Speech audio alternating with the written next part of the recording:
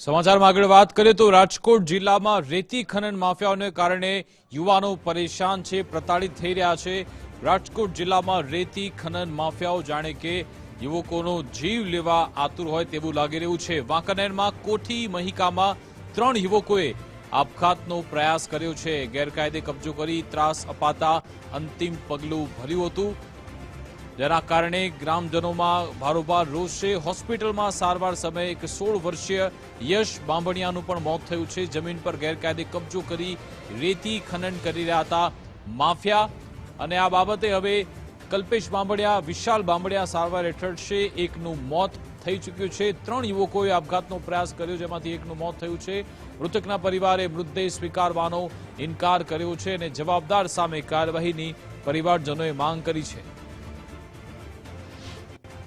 વાંકાનેર તાલુકાના કોઠામૈકા ગામની અંદર 3 યુવાનો દ્વારા સામૂહિક આત્મહત્યાનો પ્રયાસ કરવામાં આવ્યો છે અને તેમાંથી જે એક યુવક છે તેનું મૃત્યુ પણ થયું છે। જે ભૂમાફિયાઓ છે, જે ખનિજ માફિયાઓ છે, તેમના ત્રાસથી આ પગલું ભર્યા હોવાનું સામે આવ્યું છે। એમના પરિવારજન છે। આ જે યુવક છે તમારા શું થાય? એ મારા દીકરા થાય 2, અને એક મારા ભાઈનો છોકરો થાય।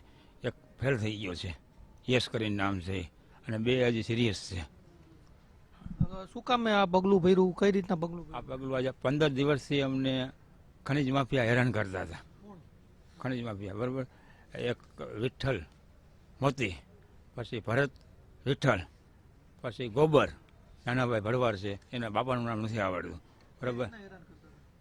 હેરાન એ રીતના કરતા હતા કે આ તમારી જે વાડી રહી અમે 80 વર્ષથી વાવી છે એ હવે લીજમાં આવી જાય છે બરાબર।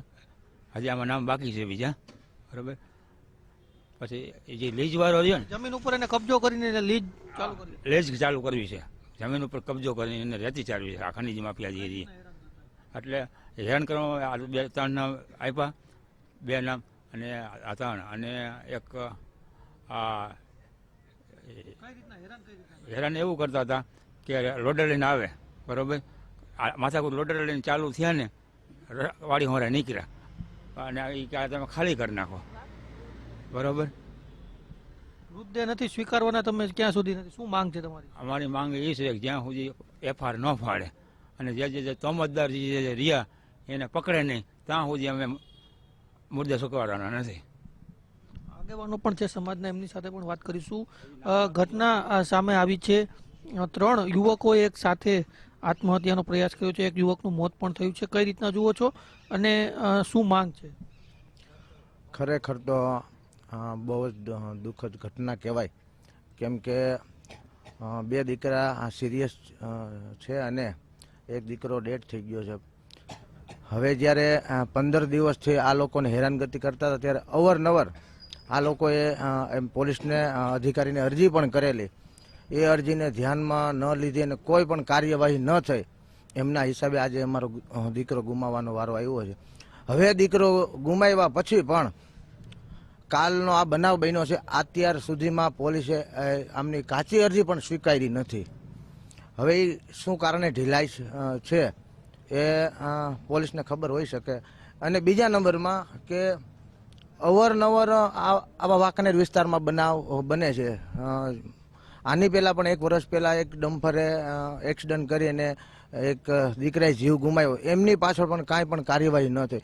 એવા ઘણા બધા બનાવ બને છતાં એની પાછળ કાંઈ પણ કાર્યવાહી શું કામે નથી સ્વીકારતી અરજી? હવે કેમ ખબર પડી શકે? પોલીસ જ કહી શકે, સાથે મળેલા હોય તો જ આ બનાવ બની શકે, નહીતર અમે પણ અહીંયા બેઠા છીએ, રણછોડભાઈ છે, એમનો પરિવાર છે। હવે આજે સવારના અમે પણ બેઠા છીએ, અહીં પોલીસ આવે છે, પૂછે છે, આ લોકો એમની અરજીમાં જે બનાવ બન્યો એનું હકીકત નામ આપે છે, એ બનાવની હકીકત વાતચીત કરે છે, પણ એ ટૂંકી વાત કરી એને અરજી નથી લેતા અને રિટર્ન સાઈડમાં બેસે છે। આવું હું પણ સવારના જોઈએ છીએ અમે। શું માંગ છે હવે પરિવાર તરફથી? શું માંગ? પરિવાર તરફથી બધા બેઠા છે અને અમે એ કહી છીએ કે ભાઈ પોલીસ કયા કારણથી, કેના દબાવથી કે અમારી ફરિયાદ લેતા નથી। આજે સવારે તમને વાત કહું કે 19 તારીખ સવારે 9 વાગે આ બનાવ બન્યો છે અને આજ 20 તારીખથી સાંજના 5:30 વાગ્યા છે, પણ હજી આટલી બધી સમય વયો ગયો અને હજી FIR લીધી નથી, ફરિયાદ લીધી નથી, કોઈના નામ લખતા નથી।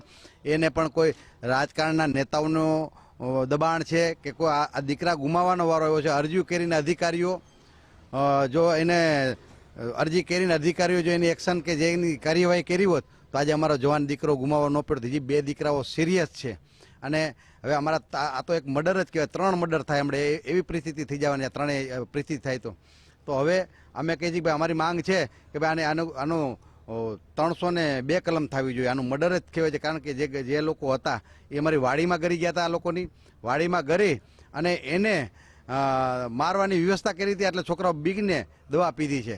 એટલે આ એક મર્ડર જ કહેવાય. કોઈ એવું ન કહી શકાય કે ભાઈ દવા છોકરાઓને પીવા મજબૂર કર્યાથી ન કહી શકાય. અને 302 જ્યાં સુધી નહીં થાય ત્યાં સુધી એમાં બેસી. ચોક્કસ તો ખૂબ જ ગંભીર ઘટના છે. વાંકાનેર તાલુકાની આ ઘટના છે કે જ્યાં ખનીજ માફિયાઓ છે તેના ત્રાસના લીધે 2 યુવક છે તેમના દ્વારા 3 યુવક છે તેમના દ્વારા આત્મહત્યાનો પ્રયાસ છે તે કરવામાં આવ્યો છે ને એમાંથી એક યુવકનું તો મોત પણ થયું છે. ખૂબ જ ગંભીર બાબત છે ને પરિવાર દ્વારા હવે માંગણી કરવામાં આવી છે. સામાજિક આગેવાનો પણ પહોંચ્યા છે અને તેમની એક જ માંગ છે કે જ્યાં સુધી જે પોલીસ છે તે કાર્યવાહી નહીં કરે ત્યાં સુધી તેઓ મૃતદેહ પણ નથી સ્વીકારવાના. કેમેરા પર્સન દેવજી રંગાડિયા સાથે ગૌતમ બેડા, ગુજરાત ફર્સ્ટ, રાજકોટ.